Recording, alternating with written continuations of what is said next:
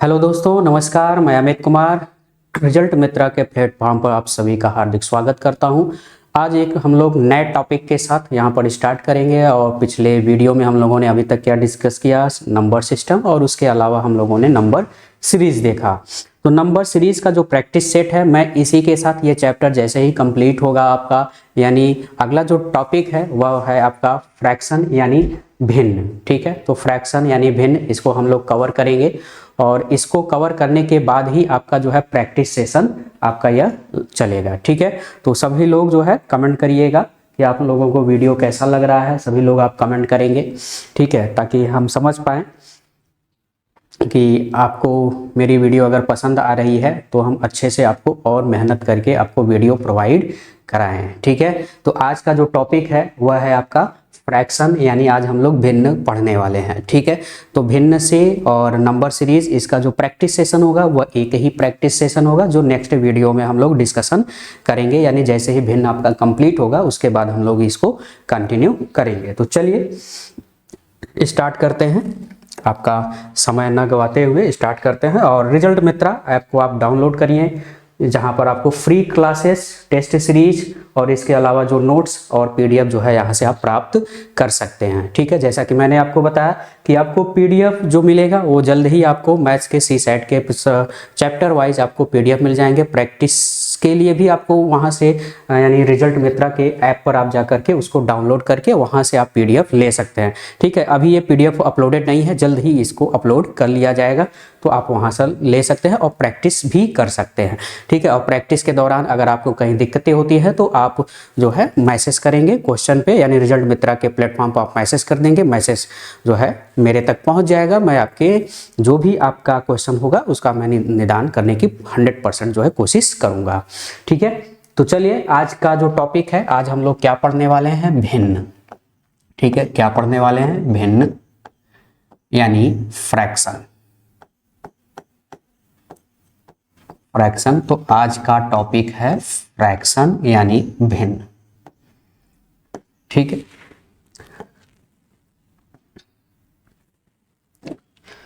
तो पहले भिन्न आप समझ ले, तो एक शब्द होता है भिन्न और एक शब्द होता है आपका परिमेय, यानी परिमेय संख्या, जिसे हम लोग पढ़ भी चुके हैं। परिमेय संख्या मैंने आपको बताया भी है। ठीक है, परिमेय संख्या और भिन्न। ठीक है, तो ये जो भिन्न होता है, फ्रैक्शन होता है, होता तो ये भी आपका फ्रैक्शन भी जो है p बाई क्यू के फॉर्म में होता है, p बाई क्यू के फॉर्म में होता है। ठीक है, लेकिन जो परिमेय संख्या होता है यह भी p बाई क्यू के फॉर्म में होता है। फिर दोनों में अंतर क्यों है, हम दोनों को एक क्यों नहीं बोलते हैं। ठीक है, तो भिन्न और परिमेय संख्या, यानी भिन्न और परिमेय संख्या में क्या डिफरेंस हो जाता है, जिसके कारण हम इसको अलग अलग हमको पढ़ना पड़ता है। ठीक है, अच्छा, तो परिमेय संख्या मैंने आपको बताया था कि पहले तो परिमेय संख्या एक बार आपको फिर से रिवाइज करा दूं।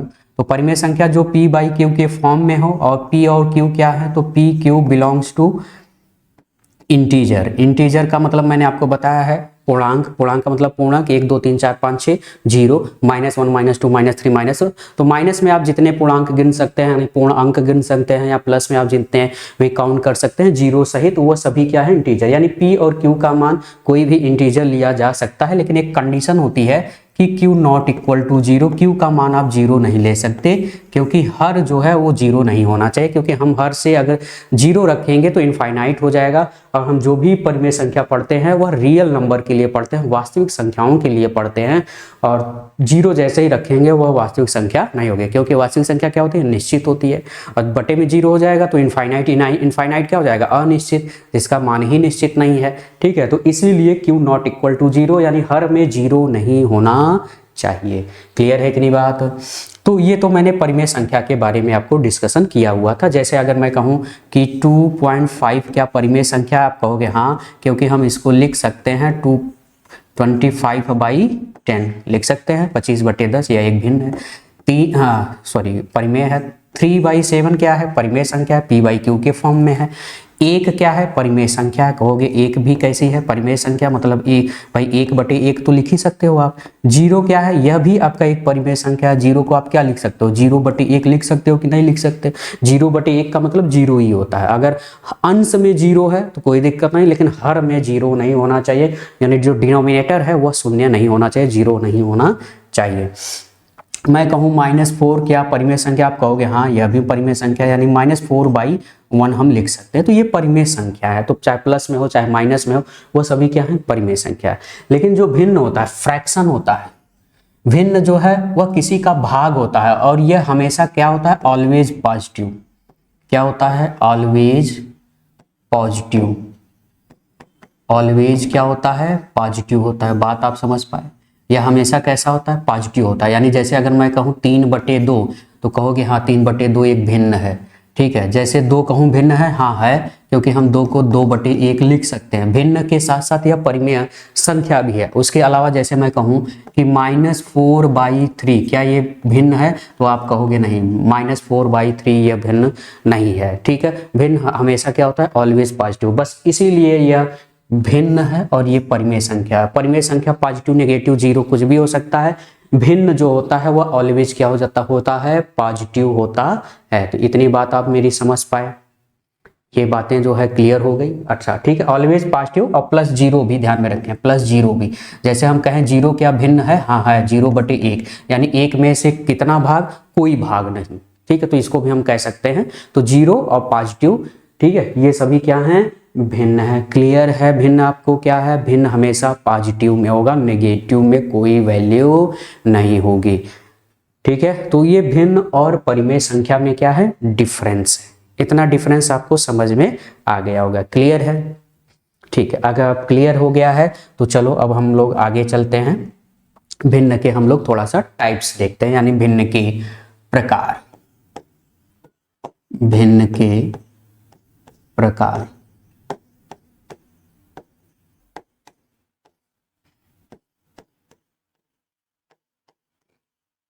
टाइप्स ऑफ फ्रैक्शन, ठीक है।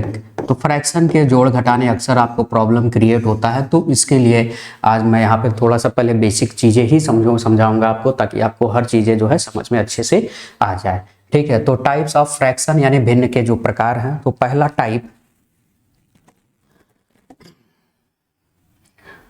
पहला जिसे हम बोलते हैं प्रॉपर फ्रैक्शन। प्रॉपर फ्रैक्शन, ठीक है। प्रॉपर फ्रैक्शन मतलब, तो इसको हम बोलते हैं प्रॉपर फ्रैक्शन, यानी इसको हिंदी में कहा जाता है, ठीक है, प्रॉपर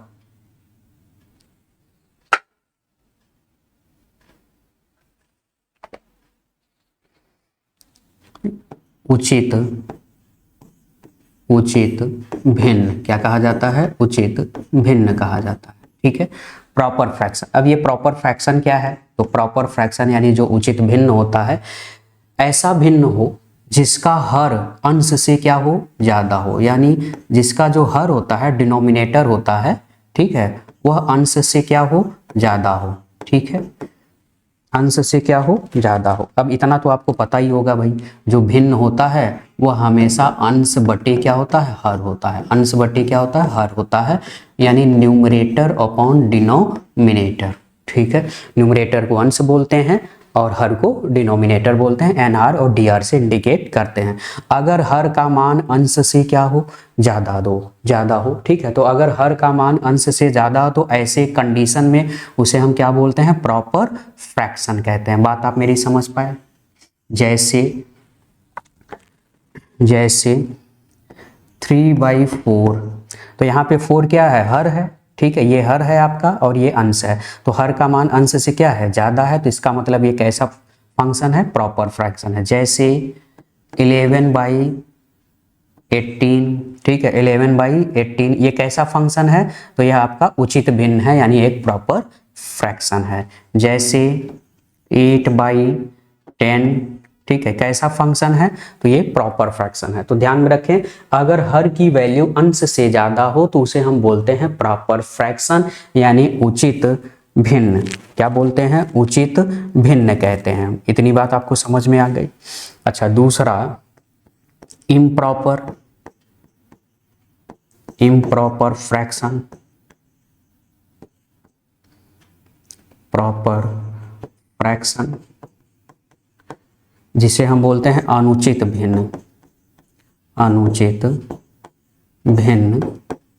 तो ये अनुचित भिन्न या इम्प्रॉपर फ्रैक्शन क्या है, तो इम्प्रॉपर ठीक इसी का अपोजिट, यानी इसमें क्या हो जाएगा, तो इसमें जो हर होगा, ठीक है, या हम ये कहें कि जो अंश होगा उसकी वैल्यू हर से क्या हो, ज्यादा हो। ठीक है, हर से क्या हो, ज्यादा हो।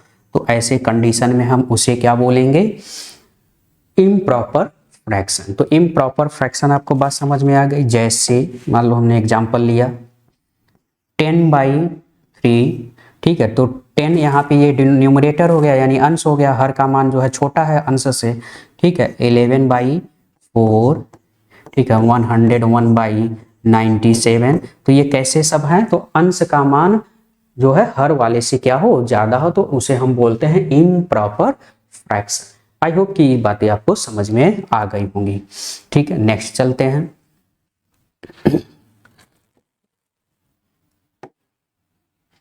नेक्स्ट चलते हैं lowest term function, lowest term fraction. ठीक है, तो लोवेस्ट टर्म फ्रैक्शन का मतलब होता है संक्षिप्त भिन्न। संक्षिप्त भिन्न क्या है, संक्षिप्त भिन्न क्या है, तो संक्षिप्त भिन्न का मतलब ये हो गया कि ऐसा भिन्न हो, ठीक है, ऐसा भिन्न हो, ऐसा भिन्न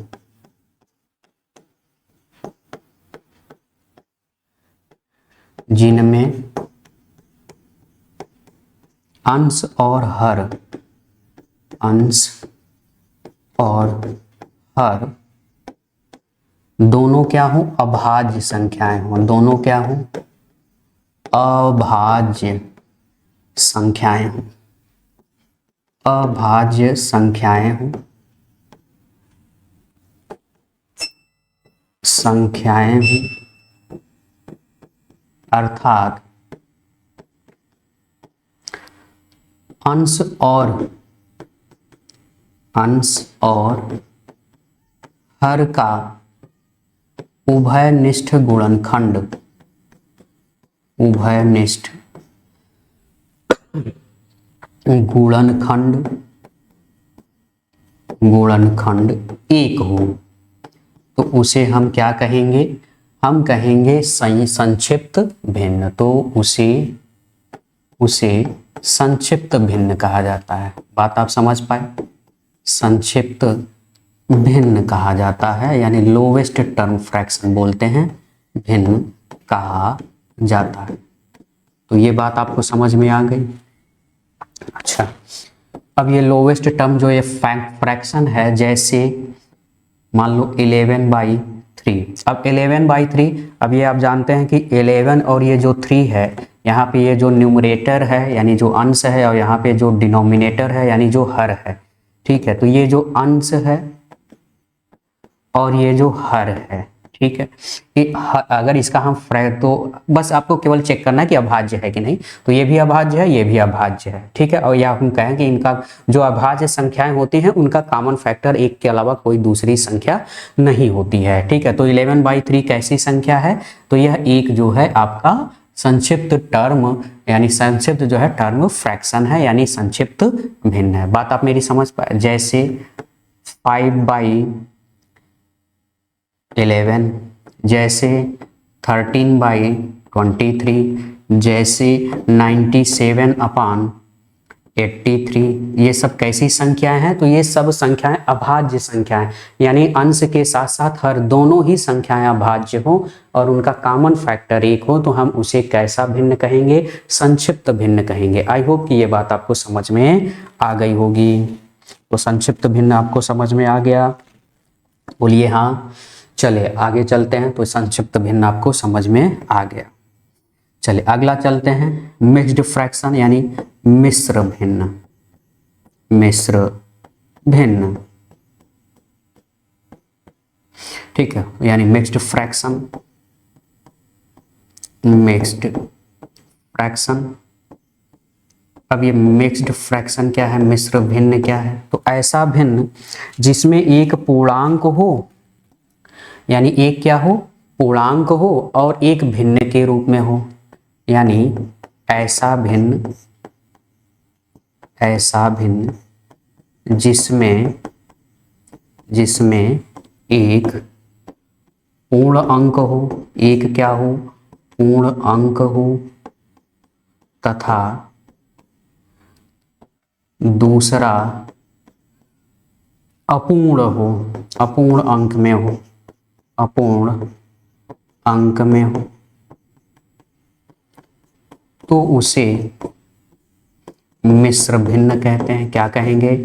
तो उसे हम क्या बोलेंगे, मिश्र भिन्न कहेंगे। ठीक है, मिश्र भिन्न कहते हैं। अब ये जो मिश्र भिन्न है, जैसे हम एग्जाम्पल लें, जैसे हमने कहा 4 सही 3/8, ठीक है, 4 सही 3/8।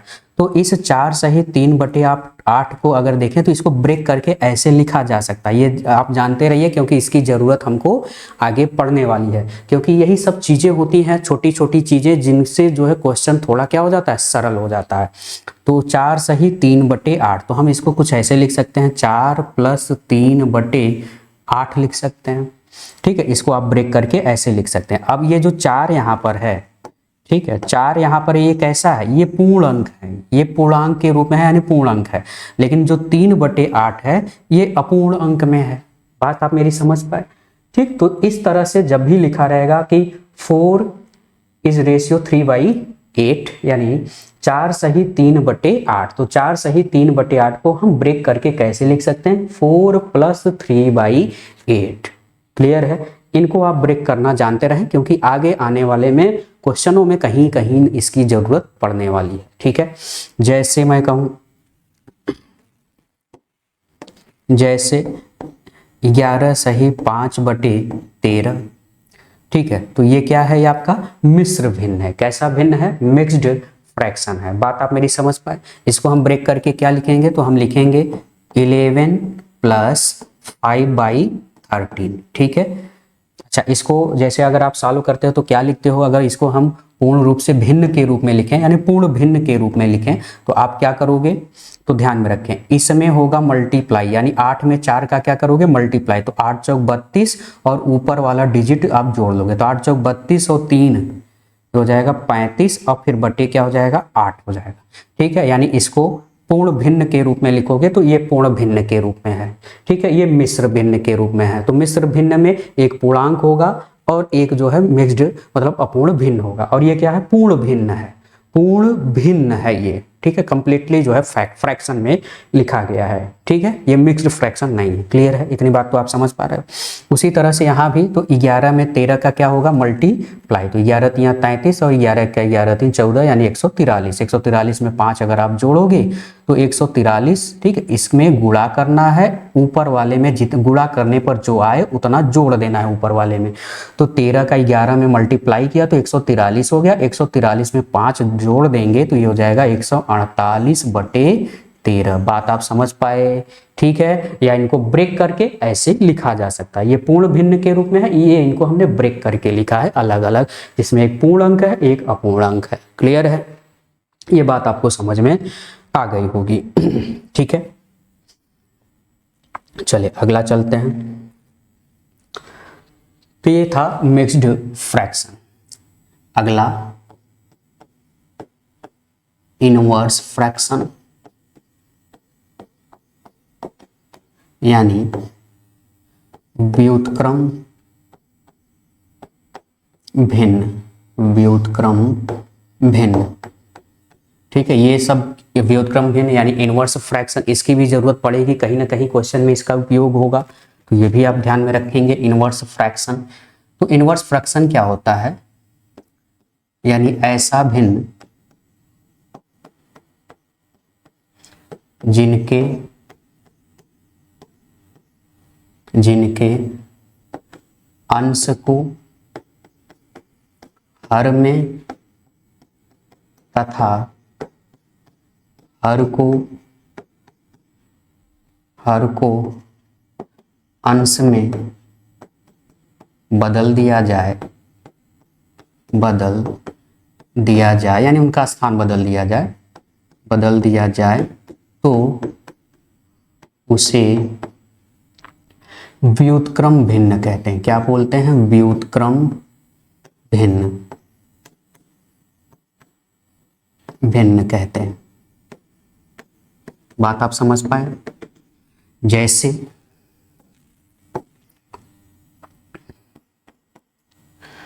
ठीक है, तो ऐसा भिन्न जिनके अंश, और जैसे अगर मैं कहूं कि 5 का व्युत्क्रम भिन्न बताइए, 5 का व्युत्क्रम भिन्न बताइए, तो 5 का व्युत्क्रम भिन्न क्या हो जाएगा भाई? 5 है तो आप ये जानते हो कि 5 को 5/1 लिख सकते हैं कि नहीं भाई? बटे में तो कुछ है नहीं, तो 5 का जो व्युत्क्रम भिन्न हो जाएगा तो इसका क्या हो जाएगा? तो 5 को हम 5/1 लिख सकते हैं, लेकिन जब हम इसको व्युत्क्रम यानी हम पूछ रहे हैं कि 5 का व्युत्क्रम भिन्न बताइए, तो 1 को आपको इधर करना है, 5 को आपको इधर लाना है, तो यानी ये हो जाएगा 1/5। बात आप मेरी समझ पाए? जैसे मान लो पूछा गया कि 1/7 का व्युत्क्रम बताइए। अच्छा, यहाँ मैंने 2 बार लिख दिया। 7 का व्युत्क्रम बताइए, तो 7 का व्युत्क्रम क्या हो जाएगा? व्युत्क्रम भिन्न, तो ये हो जाएगा भाई 7 कहाँ चला जाएगा? 7 आ जाएगा ऊपर, 7 आ जाएगा ऊपर, 1 आ जाएगा नीचे, यानी हो जाएगा 7/1। और जब भी किसी के बटे में 1 हो तो उसको आप केवल 7 लिख सकते हो। ठीक है, बटे में 1 लिखो चाहे न लिखो, वो हमेशा माना ही जाता है कि बटे में क्या है? 1 है। क्लियर है? अगर 7/1 है तो आप 7 लिख सकते हो। ठीक है, बटे में 1 लिखने की जरूरत नहीं है, लिख भी सकते हो, नहीं भी लिख सकते हो। ठीक है, लेकिन अक्सर हम क्या करते हैं? नहीं लिखते हैं, है ना? तो ये बात आप मेरी समझ पाए? तो ये इसका क्या हो जाएगा? व्युत्क्रम हो जाएगा। ठीक है, तो इसे हम बोलते हैं व्युत्क्रम भिन्न। जैसे एक और ले लेते हैं, जैसे हमने लिखा 11/8 का व्युत्क्रम बताइए, तो 11/8 का जो व्युत्क्रम हो जाएगा, तो 11/8 को इसको आपको इधर लिखना है, इसको आपको इधर लिखना है, यानी हो जाएगा 8/11। आई होप कि ये बात आपको समझ में आ गई होगी। तो फ्रैक्शन यानी व्युत्क्रम भिन्न आप समझ पाए। तो ये था व्युत्क्रम भिन्न। तो आपको सभी चीज़ें जो है आपको समझ में आ रही है, सभी लोग कमेंट करेंगे। ठीक है, सभी लोग आप कमेंट करेंगे, सभी चीज़ें आपको एकदम बिल्कुल क्लियर हो रही हैं। ठीक है,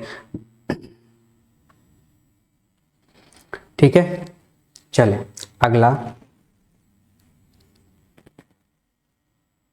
तो ये था व्युत्क्रम भिन्न। अगला हम समझेंगे सतत भिन्न। सतत भिन्न, अब ये सतत भिन्न क्या होता है पहले यह समझ लें, जिसे हम बोलते हैं कॉन्टिन्यूअस। ठीक है, कॉन्टिन्यूअस फ्रैक्शन। तो कॉन्टिन्यूअस फ्रैक्शन क्या होता है? तो इसमें जो है हमको सही भिन्न यानी अंश और हर का जो है ठीक एग्जैक्ट लोकेशन नहीं पता होता है। जैसे मैं कहूं कि 3/4 + 1/3 + 2/1 + 4/5, इस तरह से, यानी कुछ इस तरह से। ऐसे क्वेश्चन बहुत एग्जाम में पूछे जाते हैं, अक्सर एग्जाम में आते हैं। तो इस तरह से कुछ दिया होता है, यानी आपको एकदम बिल्कुल एग्जैक्ट, भाई ये अंश है, ये हर है, तो फिर इसमें भी तो अंश है, यानी अंश हर का आपको एग्जैक्ट पता नहीं होता है। ठीक है, तो ऐसे भिन्न को हम क्या बोलते हैं? कॉन्टिन्यूअस फ्रैक्शन यानी सतत भिन्न। ठीक है, क्या बोलते हैं? सतत भिन्न। इन ये जो है अक्सर आपको एग्जाम में देखने को मिलेगा। ये बात आपको समझ में आ गई? ठीक है, अगला हम चलते हैं। ठीक है, संयुक्त भिन्न। संयुक्त भिन्न,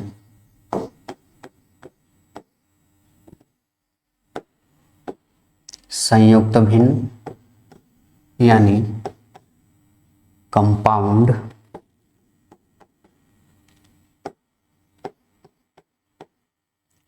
कंपाउंड फ्रैक्शन। अब ये कंपाउंड फ्रैक्शन क्या है?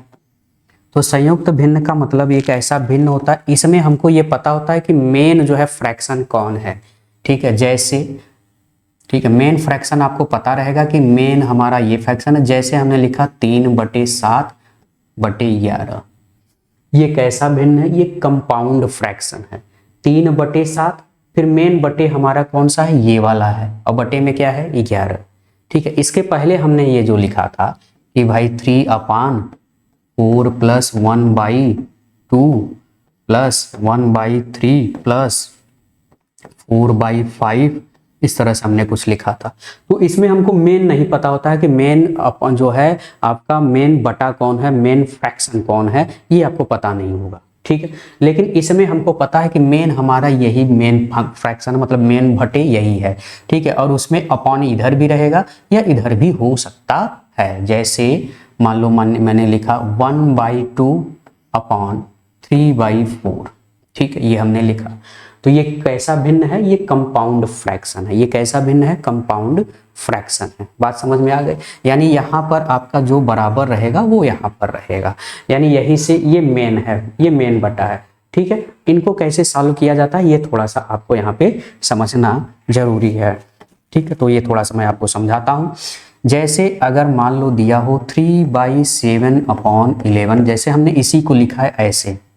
ठीक है, मेन हमारा यहाँ पर कौन था? ये था, ये मेन है। जहाँ बराबर लगेगा वो मेन फ्रैक्शन है, मेन जो है डिवाइड है। ठीक है, तो मेन डिवाइड हमारा जो पोर्शन है वो यहाँ पर दिया हुआ है। ठीक है, तो ऐसे कंडीशन में क्या होगा? तो ये वाला जो बटे में है, ठीक है, ये एक संख्या हो गई, और मेन बटा हमारा ये है और बटे में ये है, तो ये वाला आ जाएगा नीचे मल्टीप्लाई हो जाएगा। यानी क्या हो जाएगा आपका? तो 3 तो ऊपर ही रहेगा, अपॉन में हो जाएगा 11 × 7। ठीक है, यानी ये हो जाएगा 3/77। ये बात आपको समझ में आ गई? यानी अब अगर हम जैसे कहें कि 5/2/8 और यहाँ पे है, तो आप क्या करोगे? तो आप 2 को यहाँ ले आओगे, यानी ये हो जाएगा 2 में मल्टीप्लाई हो जाएगा, तो ये हो जाएगा 5/16। बात समझ में आ गई? अच्छा, दूसरा यहाँ पे और भी देखें एग्जाम्पल, बहुत ढेर सारे आप समझें। जैसे मान लो 4/3/5 दिया है, अब बराबर यहाँ दिया है। इसके पहले बराबर कहाँ था? यहाँ था। अब बराबर अगर यहाँ दिया है तो अब ये जो बटे में 5 वाला है ये ऊपर आएगा। ठीक है, अब ये ऊपर आ जाएगा तो 5 में 4 का गुणा हो जाएगा, तो ये हो जाएगा 20, और बटे में क्या बचेगा? केवल 3। बात आप मेरी समझ पाए? जैसे मान लो मैंने लिखा 1/5/8। ठीक है, बराबर हमारा यहाँ दिया हुआ है, तो 8 कहाँ जाएगा? ऊपर जाएगा। 5/8 का जो 8 है, ये हर वाला जो है इस वाले पोर्शन का, ये ऊपर आ जाएगा। ये ऊपर आ जाएगा तो 8 में 1 का गुणा हो जाएगा। ठीक है, हमेशा मल्टीप्लाई होगा। ठीक है, जोड़ना घटाना नहीं है, गुणा को करेंगे तो 8 में 1 का गुणा हो जाएगा, और बटे में हम क्या लिख देंगे? 5। ये बात समझ में आ गई? अभी अगर बात समझ में आ गई तो एक और समझिए। जैसे मान लो लिखा है कि 3/2/5/7। ठीक है, ये लिखा हुआ है। ठीक है, अब मेन हमारा बिल्कुल बीच में है, मेन जो डिवाइडेशन है वो बिल्कुल बीच में है। तो ऐसे कंडीशन में आप क्या करोगे? तो ऐसे कंडीशन में जो ये वाला पोर्शन है ये आ जाएगा, इसमें मल्टीप्लाई हो जाएगा। ठीक है, और जो सबसे नीचे वाला पोर्शन है वो मल्टीप्लाई इसमें हो जाएगा। क्लियर है? इसका बटे आ जाएगा इधर, और सबसे नीचे वाला हो जाएगा ऊपर वाले में मल्टीप्लाई, यानी हो जाएगा 3 × 7, और ये 2 आ जाएगा 5 में मल्टीप्लाई हो जाएगा, यानी 5 × 2, तो 7 कितना हो गया? 21/10। ये भी आपको बात समझ में आ गई होगी। ठीक है, ये भी क्लियर हो गया होगा। चलो, ये क्लियर हो गया तो एक और समझो। जैसे मान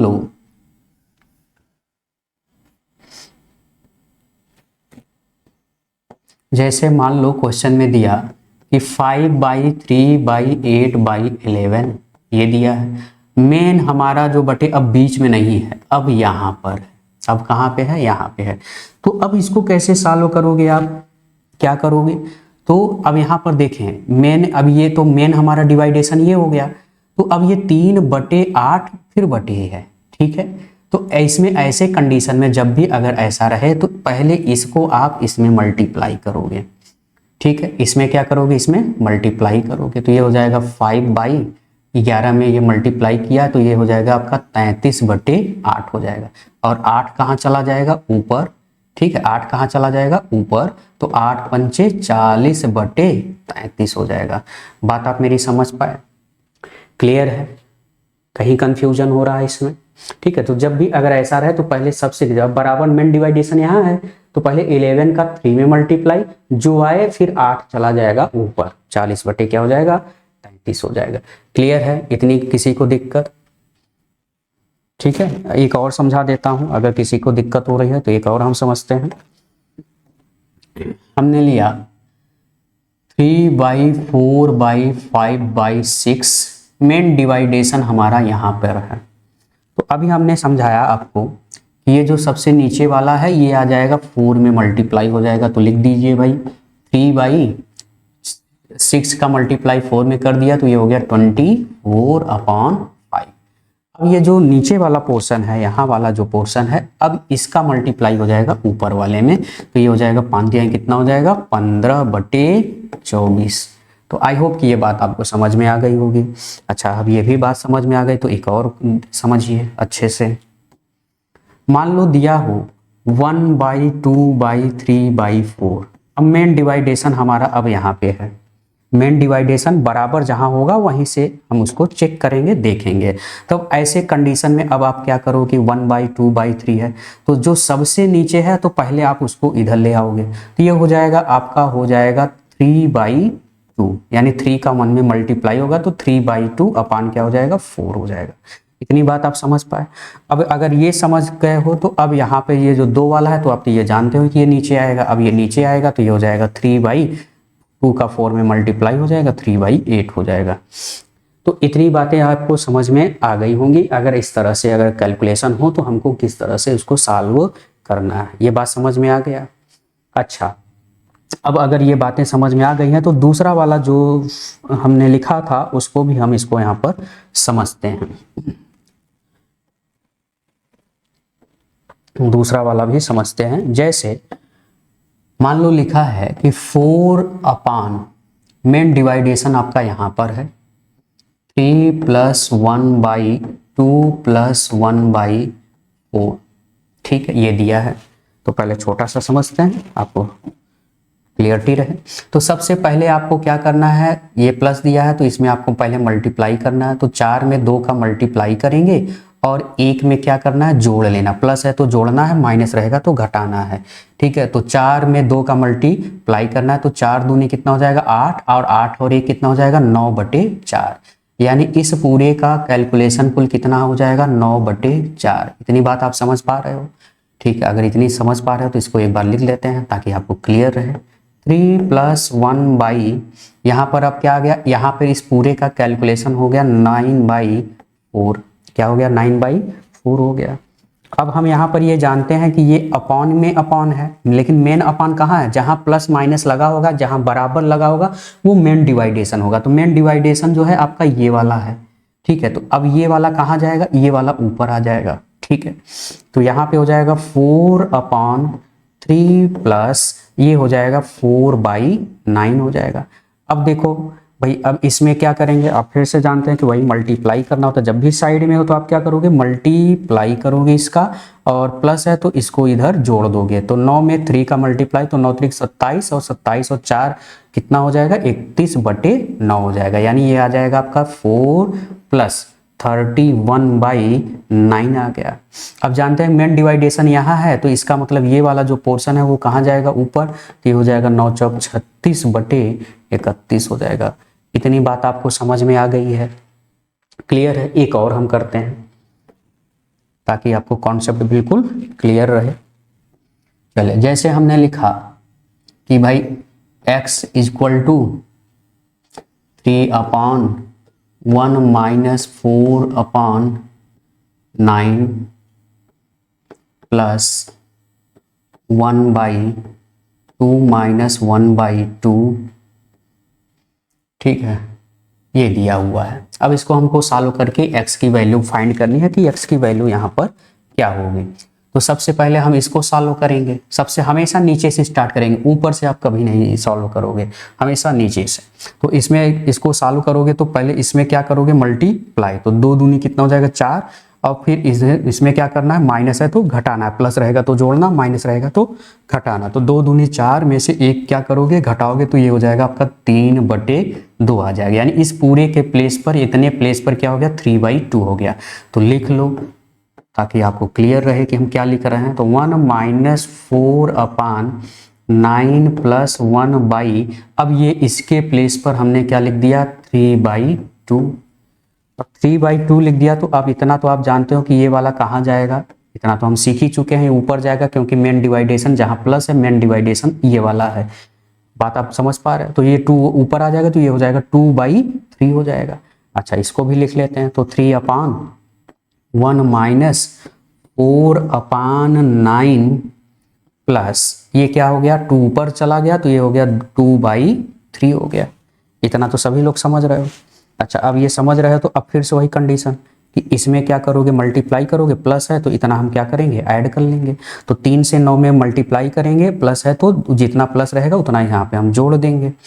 तो ये हो जाएगा आपका 3/1 - 4 तो ये कैलकुलेशन, इतने पूरे का कैलकुलेशन क्या आ जाएगा भाई, 3 9 27, 27 और 2 29/3 क्या आ गया, 29/3 आ गया।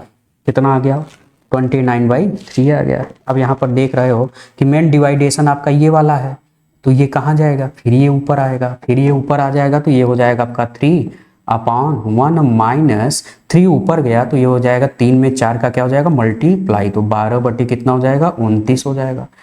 इतनी बात समझ में आ गई। अब यहाँ पे फिर से वही कंडीशन, कंडीशन क्या है, इसमें करोगे मल्टीप्लाई और इतना माइनस है तो इतना घटा दोगे, तो ये हो जाएगा आपका 3/29 में 29 1 का 29, 29 में से 12 अगर आप घटाओगे तो ये हो जाएगा आपका 17। यहाँ पे आ जाएगा आपका 17/29, कितना आ गया, 17/29। अब ये जानते हो कि मेन डिवाइडेशन आपका ये वाला है, तो ये कहाँ जाएगा, ऊपर। तो 29 में 3 का मल्टीप्लाई, तो 3 9 27, 3 दूनी 6 और 2 8 और बटे क्या हो गया, 17। तो यही हमारा क्या हो जाएगा, आंसर हो जाएगा। तो ये मैंने आपको क्रमबद्ध तरीके से कराया है।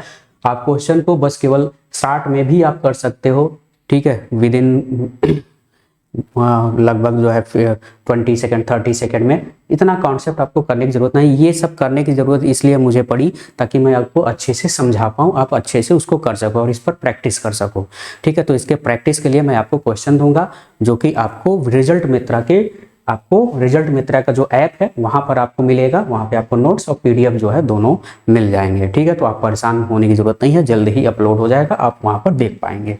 चलिए, तो ये बात हो गई किसकी, तो ये बातें हम लोगों ने सीख ली कि यहाँ पर जो है अगर कुछ इस तरह से मिक्स्ड फ्रैक्शन के रूप में अगर दिया हो या संयुक्त फ्रैक्शन के रूप में दिया हो, तो उसको हम कुछ इस तरह से जो है कर सकते हैं। यानी ये एक तरह का सतत भिन्न ही है आपका, ठीक है। चलिए, अगला हम लोग सभी लोग कमेंट करिएगा, कमेंट हमेशा करें आप, ठीक है। चीज़ें आपको समझ में आ रही हैं कि नहीं समझ में आ रही हैं, तो कि हमको ये समझ में आता रहे, ठीक है। तो आप सभी लोग कमेंट करेंगे, ठीक है, सब लोग कमेंट करिएगा। चलें आगे हम बात करते हैं।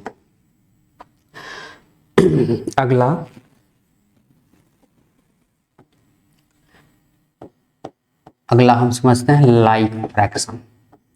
लाइक फ्रैक्शन क्या होता है, जिसे हम बोलते हैं समान भिन्न। क्या बोलते हैं, समान भिन्न। अब ये लाइक फ्रैक्शन क्या है, तो लाइक फ्रैक्शन का मतलब ये है कि जिसका, यानी अगर एक से ज्यादा भिन्न दी हो, ठीक है, 2 या 2 से अधिक, 2 या 2 से अधिक भिन्न दी गई हो तथा सभी भिन्नों का हर क्या हो, समान हो, हर समान हो, तो उसे लाइक फ्रैक्शन बोलते हैं या समान भिन्न कहते हैं। क्या बोलेंगे, समान भिन्न कहते हैं। जैसे मान लो 2 या 2 से ज्यादा भिन्न दिया है, मान लो दिया है 3/17, 5/17, 8/17, ये 3 भिन्न दिए हैं। हम कहें क्या ये लाइक फ्रैक्शन है, आप कहोगे हाँ ये लाइक फ्रैक्शन है। क्यों? क्योंकि सभी का हर क्या है, सब में समान है, और जब सभी का हर समान होता है तो उसे हम क्या बोलते हैं, लाइक फ्रैक्शन कहते हैं। ऊपर वाले भिन्न कुछ भी हो उससे मतलब नहीं है, हमको बस ये चेक करना है कि नीचे समान है कि नहीं। ठीक है, बात आप समझ पाए? यानी हर सभी समान होने चाहिए, तो ऐसे भिन्न को हम क्या बोलेंगे, समान भिन्न कहेंगे। ठीक है। दूसरा अनलाइक फ्रैक्शन, अनलाइक फ्रैक्शन। तो अनलाइक फ्रैक्शन मतलब असमान भिन्न।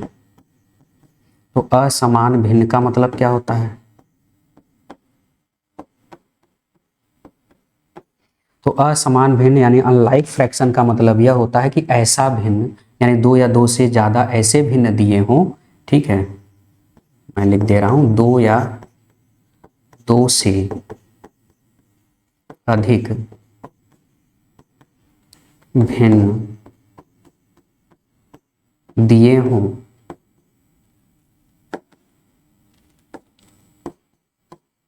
हों तथा अंश समान हो। अंश क्या हो? समान। ठीक है, उसमें हर समान होता था, तो असमान का मतलब डिफरेंस नहीं कि हर डिफरेंस हो जाए, हर तो डिफरेंस रहेगा, लेकिन इसमें अंश क्या रहेगा, समान हो। अंश समान हो तो उसे अनलाइक फ्रैक्शन यानी असमान भिन्न कहते हैं। असमान भिन्न कहते हैं, असमान भिन्न कहते हैं। जैसे मान लो, जैसे हमने एग्जांपल लिया 4/11, 4/3, 4/5।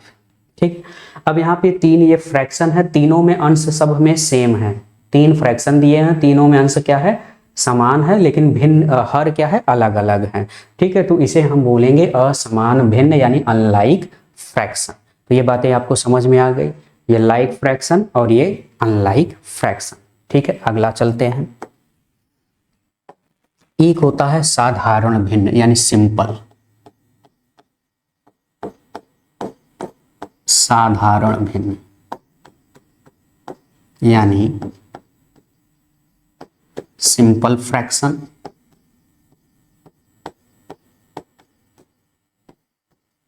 ठीक है, तो ये सिंपल फ्रैक्शन या साधारण भिन्न क्या होता है? तो सिंपल फ्रैक्शन हम किसे बोलते हैं, यानी ऐसा भिन्न हो, ठीक है, जिसका हर 10 के घात के रूप में ना हो। ठीक है, ऐसा भिन्न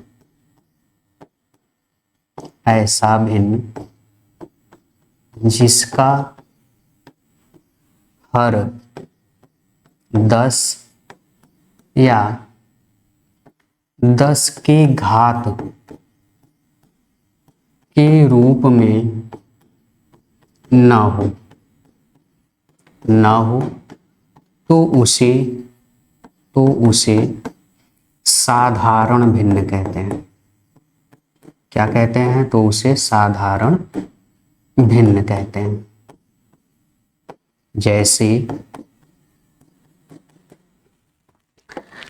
जैसे मान लो हमने एग्जाम्पल लिया भाई 5/9 क्या है, साधारण भिन्न है। 11/3 क्या है, साधारण भिन्न। लेकिन अगर हमने जैसे लिखा कि 11/10 तो अब ये साधारण भिन्न नहीं है, न तो 10 के रूप यानी हर जो है न तो 10 हो न तो 10 के घात का रूप हो। जैसे मान लो हमने लिखा कि 5/10 100 जो है 10 का स्क्वायर है, 5/100 का मतलब क्या है, 10 का स्क्वायर है। ठीक है, या हमने जैसे लिखा कि 6/1000 तो ये क्या लिखेंगे आपकी भाई 6/10 का क्या है, क्यूब है, यानी वो 10 के घात के रूप में नहीं होना चाहिए। अगर 10 के घात के रूप में नहीं है तो उसे हम कौन सा भिन्न कहेंगे, तो उसका हर जो है 10 या फिर 10 के घात के रूप में ना हो तो उसे हम बोलते हैं सिंपल फ्रैक्शन यानी साधारण भिन्न। आई होप कि ये भी बात आपको समझ में आ गई होगी। क्लियर है इतनी? अच्छा, अब ये बातें समझ में आ गई हैं तो चलिए आगे चलते हैं।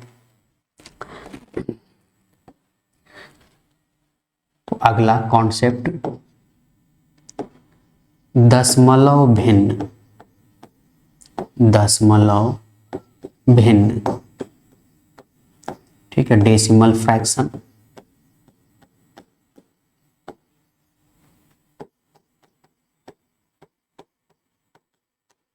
तो डेसिमल फ्रैक्शन क्या होते हैं, दशमलव भिन्न क्या होता है? तो ये ऐसा भिन्न होता है जिसका हर अब 10 के घात के रूप में हो। ऐसा भिन्न, ऐसा भिन्न जिसका हर 10 के घात के रूप में हो, 10 या फिर 10 के घात के रूप में, 10 या 10 के घात यानी पावर ऑफ 10, 10 के घात के रूप में हो, घात के रूप में हो, तो उसे दशमलव भिन्न कहते हैं। दशमलव भिन्न कहते हैं।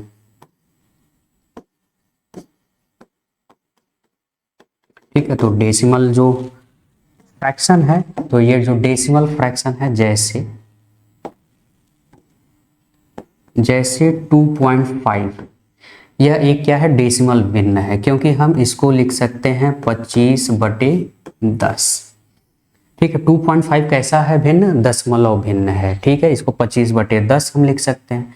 जैसे 3.68, ठीक है, यह भी क्या है, दशमलव भिन्न के रूप में है, यानी इसको हम लिख सकते हैं 368 बटे, अब देखिए 2 स्थान पर है तो एक लिख के 2 जीरो लिखोगे, एक लिख कर 2 जीरो, या आप ऐसे भी लिख सकते हो कि 368/10 का स्क्वायर, 2 जीरो मतलब 10 का स्क्वायर। ठीक है ना।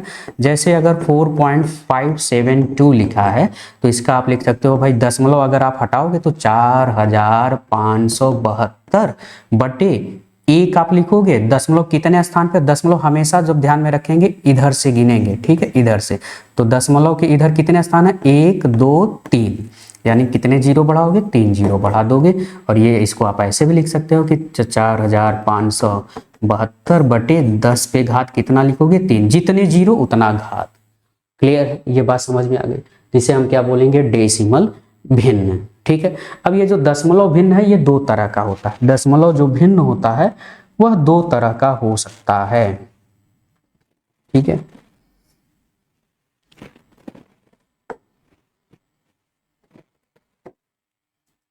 दशमलव भिन्न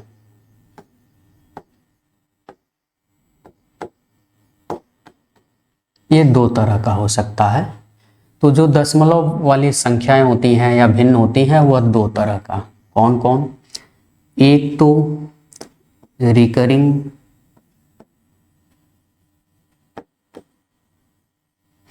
ठीक है, यानी रिकरिंग डेसिमल फ्रैक्शन,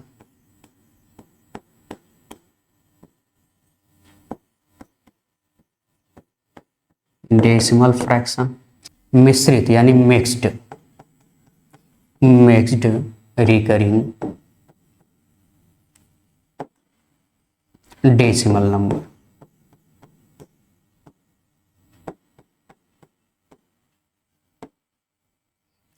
यानी एक होगा आपका, ठीक है, रिकरिंग डेसिमल नंबर, इसको हम प्योर भी बोलते हैं कि प्योर रिकरिंग डेसिमल नंबर, यानी शुद्ध पुनरावृत्ति या आवृत्ति आप बोल सकते हो। तो शुद्ध पुनरावृत्ति दशमलव भिन्न, और एक को हम बोल देंगे मिक्स्ड मतलब संयुक्त या फिर मिश्र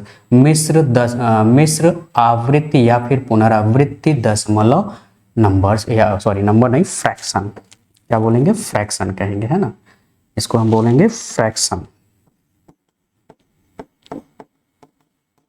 ठीक है, ये 2 चीजें, यानी इसको हिंदी में भी लिख दे रहा हूं मैं, यानी शुद्ध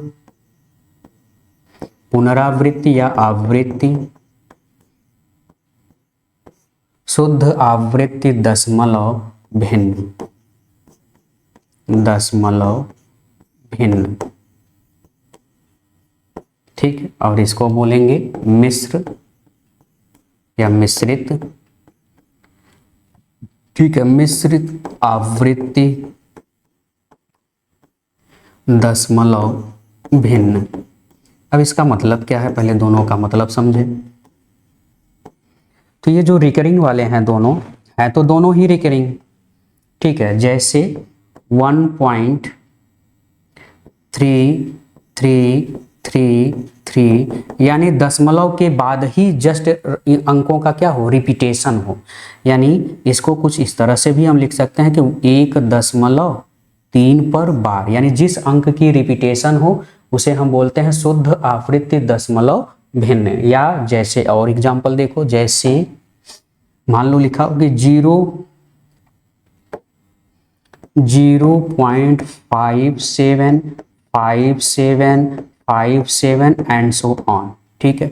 यानी यहाँ पे 5757 की क्या हो रही है, रिपीटेड हो गई है। तो इसको आप ऐसे भी लिख सकते हो 0.57 पर दोनों संख्याओं पर क्या लगा दोगे, बार, ठीक है। तो 0.57 बार, बार का मतलब होता है यह संख्या जो 5 7 है ये दशमलव के बाद लगातार क्या हो रही है, रिपीट हो। तो शुद्ध आवृत्ति का मतलब दशमलव के बाद ही रिपीटेशन शुरू हो जाएगा।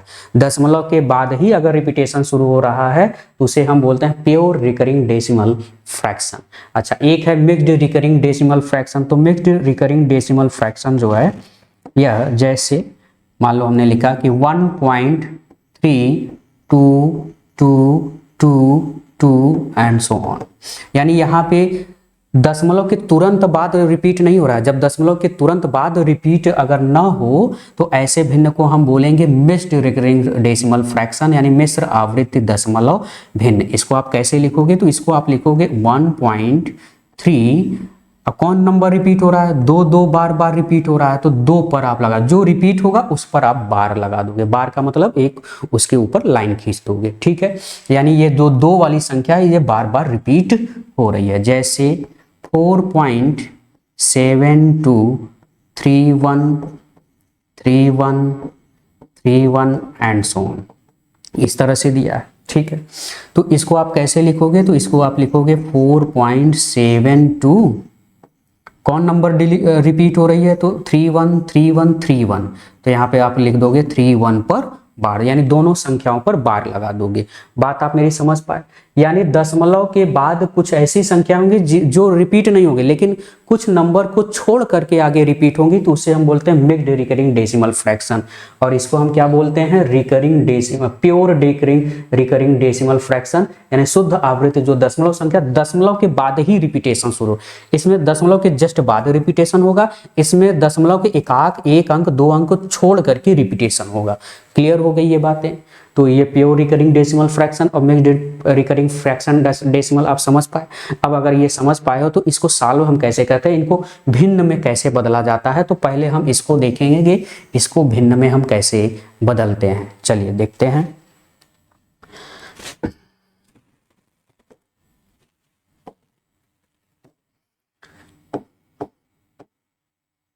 प्योर रिकरिंग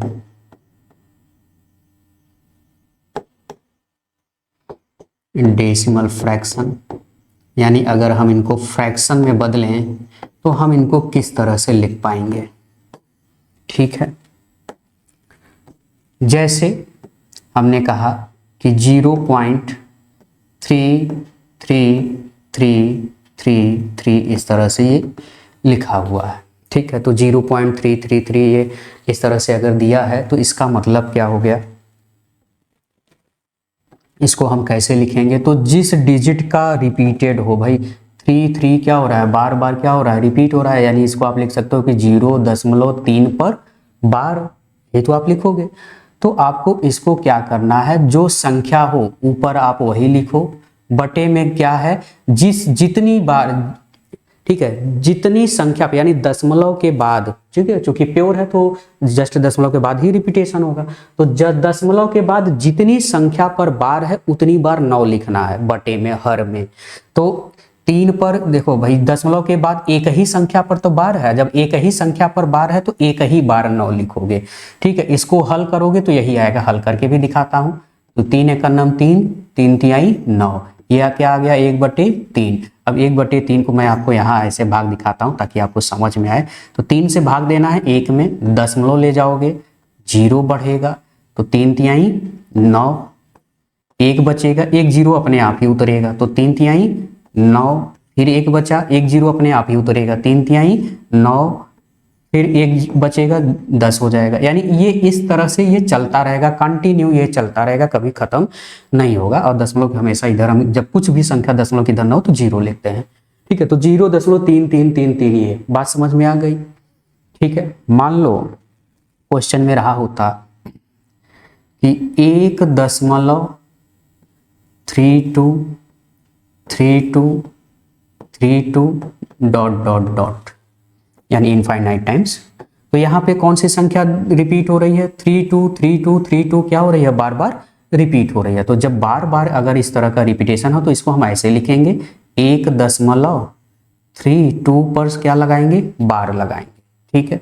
इसको कुछ ऐसे लिख सकते हो, अगर दशमलव की इधर कोई संख्या है तो आप ऐसे भी लिख सकते हो कि 1 + 0.32, ठीक है। ये मैं समझा रहा हूं किस तरह से आपको करना है, ठीक है। तो इसको आप पहले ब्रेक कर लो, अगर दशमलव के इधर कोई अंक है तो पहले उसको अलग कर लो और यहाँ लिखोगे 0.32, यानी जैसे इसको अलग कर दिया, 1 को अलग कर दिया, यहाँ पर अब 0 को अलग कर दिया, 1 को अलग कर दिया तो 0.32 लिख दोगे, ठीक है। और उस पर बार है, बार आप लगने लगा दिया। तो 1 + अब ये जो 32 है, 32 आप लिखो, अब दशमलव हटा देना है, ठीक है। जैसे हमने यहाँ पे 0.3 था तो हमने केवल 3 लिखा, दशमलव तो यहाँ नहीं लगाया है, ठीक है। यहाँ भी आप क्या करोगे, 0.32 में अब केवल 32 लिखोगे, दशमलव आप नहीं लिखना है आपको। कितनी संख्या पर बार है? तो आप कहोगे 2 संख्याओं पर बार है, दशमलव के बाद जो है 2 संख्याओं पर बार है, तो जितनी बार बार रहेगा उतनी बार आप क्या लिखोगे? 9 लिखोगे, क्लियर है, उतनी बार 9 लिखोगे। अब अगर ये नहीं कटेगा, ठीक है, अगर कटेगा तो आप काट दोगे, नहीं अगर कटता है तो इसमें गुणा करके आप जोड़ लोगे। बाकी तो आप जानते हो क्या करना है, क्या करना होता है भाई, इसमें हम गुणा करेंगे और इतना हम क्या करेंगे? जोड़ लेंगे, प्लस है तो जोड़ेंगे, माइनस है तो घटाएंगे, फिलहाल प्लस ही रह रहे हैं यहाँ पे। तो 99 का 99, 99 में हम 32 क्या करेंगे? जोड़ लेंगे, तो 9 2 11 और 9 3 12 और 1 13, यानी 131 बटे क्या आ जाएगा? 99 आएगा। आई होप कि ये बात आपको क्लियर हो गई होगी, इतनी बात आपको समझ में आ गई, ठीक है। नहीं, एक और एग्जाम्पल लेते हैं। मैं आपको एग्जाम्पल इसीलिए ढेर सारे बताता हूं ताकि आपको सारी चीज़ें जो है क्लियर रहें। जैसे मान लो मैंने लिखा 2.717171, ठीक है। थोड़ा सा आप 3 अंक का लेते हैं, 713 डॉट डॉट डॉट, यानी यहाँ पे 3 अंकों का क्या है? रिपीटेशन है, 3 डिजिट की क्या है? रिपीटेशन है। तो इसको आप लिखोगे कैसे? तो आप लिखोगे ब्रेक करके 2 + 0. हमने 2 को अलग कर लिया, प्लस 0.713 पर क्या लगा दोगे? बार लगा दोगे, ठीक है। जितनी संख्या पर रिपीटेशन है तो 2 + अब यहाँ पर, ठीक है, जैसे ही अब इसको बटे में लिखोगे तो अब दशमलव नहीं लगाओगे, जितना है 713 है, 713 आप लिखोगे ऊपर। अब बटे में क्या लिखोगे? कितनी संख्या पर बार था? 3 संख्याओं पर बार था, तो 3 बार आप 9 लिखोगे, 3 बार क्या लिखोगे? 9 लिखोगे, क्लियर है। अब इसका इसमें तो आप जानते हो कि गुणा करोगे और ये वाला आपको जोड़ना है। तो 999 में 2 का गुणा करोगे तो 2 9 18, 2 9 18 19, 2 9 18 और 1 19, कितना जोड़ना है? तो 713 आपको जोड़ लेना है, ठीक है। तो 8 और 3 11, 9 और 1 10 और 1 11, 9 और 7 16, 16 और 1 17 और 1 1 2 और बटे में क्या हो जाएगा? 999। तो ये बात आपको समझ में आ गई। यानी इस दी गई जो यह आपका शुद्ध आवृत्ति दशमलव अंक वाली जो संख्या थी, यह हमने इसको भिन्न के रूप में इस तरह से इसको चेंज कर दिया है। तो इस दशमलव को हमने भिन्न में बदल दिया। तो आई होप कि ये बात आपको समझ में आ गई होगी, ठीक है। अच्छा, ये बात आपको समझ में आ गई है तो अब एक जो है नेक्स्ट अगला हम समझेंगे जो दूसरा भिन्न था। दूसरा था मिक्स्ड रिकरिंग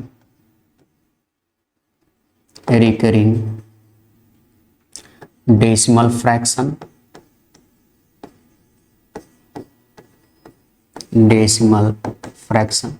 अब अगर इनको फ्रैक्शन में बदलना हो इस, ठीक है, जिसे हम बोलते हैं क्या भाई? मिश्रित या मिश्र मिश्रित आवृत्ति या पुनरावृत्ति भी आप लिख सकते हो। मिश्रित आवृत्ति दशमलव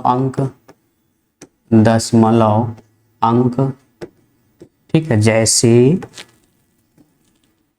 मान लो दिया है 4.1333 डॉट ये दिया गया है नंबर। अब यहाँ पर देख रहे हो एक का तो रिपीटेशन नहीं है, लेकिन अब 3333 का क्या हो गया, रिपीटेड नंबर हो गया। अच्छा, तो इसको हम थोड़ा सा वही जैसे हम ब्रेक करते हैं 4.0.13 पर बार, जिस संख्या का रिपीटेशन है उस पर हम लगाएंगे बार। तो 3 का रिपीटेशन है, केवल एक अंक का रिपीटेशन है, तो 3 पर हमने क्या लगा दिया, बार। ये तो आप सभी लोग समझ रहे हो। अब अगर ये समझ रहे हो तो इसको हम भिन्न में बदलेंगे, तो हम कैसे लिखेंगे भी 4. अब यहाँ पर जो संख्या लिखी है यानी 13 लिखी है, तो आप 13 लिख दोगे, ठीक है, जैसे हमने उसमें किया था। लेकिन इसमें थोड़ा सा कॉन्सेप्ट बदल जाता है। जब पूरे पर रहता तब तो 13 लिखते हैं, लेकिन यहाँ पे जिस संख्या पर बार नहीं है उसको आपको घटाना है। तो किस संख्या पर बार नहीं है, तो आप कहोगे एक वाले पर बार नहीं है, तो हम उसमें से एक को क्या करेंगे, इस पूरी संख्या में से एक को घटा देंगे। क्लियर है इतनी बात, ठीक है। अच्छा, इतनी बात अगर क्लियर हो गई है, ठीक है, तो कितनी संख्या पर बार था, हम जानते हैं कि जितनी संख्या पर बार होता है बटे में उतना ही 9 लिखते हैं। तो हमने 9 लिखा क्योंकि एक ही संख्या पर बार है। और जितनी दशमलव के बाद, ध्यान में रखें, दशमलव के बाद जितनी संख्या पर बार नहीं रखा है उतना बार 0 रखोगे। क्लियर है, जितनी संख्या पर बार है उतना 9 लिखोगे, तो एक संख्या पर बार था, 9 लिख दिया। दशमलव के बाद जितनी संख्या पर, ठीक है, जस्ट दशमलव के बाद, उधर से मतलब नहीं है, दशमलव के बाद यानी बार के पहले और दशमलव के बीच में जितनी संख्या पर बार नहीं रहेगा उतनी बार हम 0 लिखेंगे। समझ में बात आ गई। यानी ये हो गया आपका 4 + 13 में से 1 निकल गया 12, और यहाँ हो गया आपका 90। कटता है तो आप काट लेंगे, भाई ये कटेगा तो 2 × 12 और ये हो जाएगा आपका 45। फिर कटेगा, ये हो जाएगा 3 दूनी 6 और ये आ जाएगा आपका 15, यानी 2/15, यानी आ गया आपका। कटे तो आपको काट लेना है, ठीक है, भाग अगर जाता है तो आप भाग दे देंगे, ठीक है। तो 2/15, 15 चौका 60, इसमें गुणा करेंगे और इतना जोड़ेंगे, तो 15 चौका 60 और 2 62/15 हो जाएगा। यानी इसका आंसर क्या हो जाएगा, 62/15। एक और एग्जाम्पल आपको समझाते हैं, अच्छे से आप समझिए। मान लो हमने संख्या लिखा 0.3251 5 1 एंड सो ऑन, ठीक है। अब यहाँ पे 0 है तो कोई प्लस करने की, जब इधर 0 रहता है तो कोई दिक्कत नहीं, भाई इधर कोई अंक रहता है तब हम प्लस करके लिखते हैं। अब यहाँ 0 है तो आपको प्लस करने की लिखने की जरूरत नहीं है, बस आपको लिखना है बार के रूप में लिखना है। तो 32 किस संख्या की रिपीटेड हो रही है, तो आप कहोगे 5151 जो है बार बार रिपीट हो रही है। अब अगर 5151 बार बार रिपीट हो रही है तो आप लिखोगे, क्या लिखोगे, 3251 पर क्या लगाओगे, बार लगा दोगे। तो अब इसको सॉल्व कैसे करोगे, तो आप कहोगे पहले पूरी संख्या लिख लो, 3251 हमने लिखा। फिर हम घटाएंगे कितना, जितनी संख्या पर बार नहीं है, कितनी संख्या पर बार नहीं है, इन दोनों पर बार नहीं है, तो उतना आप घटा दोगे। अब बटे में क्या लिखोगे, जितनी संख्या पर बार है उतनी बार 9 लिखोगे। कितनी संख्या पर बार है, 2 संख्याओं पर, तो 2 बार आप क्या लिखोगे, 9। और दशमलव के बाद जितनी संख्याओं पर बार नहीं है उतनी बार आप क्या रखोगे, 0। तो 2 संख्याओं पर जो है बार नहीं है तो 2 तो हमने 0 लगा दिया। इतनी आप समझ पाए। 32 आप घटा लो तो 11 में से 2 घटाओगे आपका ये 9 आ जाएगा, 4 में से 3 घटाओगे आपका 1 आ जाएगा, बाकी 2 और ये 3, और बटे में आ गया आपका 9900, ठीक है। कटे तो आप काट लोगे, नहीं तो यही हमारा क्या हो जाएगा, आंसर हो जाएगा। तो आई होप कि ये बातें जो है आपको समझ में आ गई होंगी, ठीक है। तो ये था भिन्न में हम आगे एक टॉपिक जो है और पढ़ेंगे, उसके बाद हम फिर नेक्स्ट में प्रैक्टिस करेंगे, ठीक है, ठीक ठाक प्रैक्टिस करेंगे जो कि प्रीवियस ईयर में आए होंगे, उन सभी क्वेश्चन को हम यहाँ पर देखेंगे। चलिए तब तक स्वस्थ रहिए, सावधान रहिए, जय हिंद।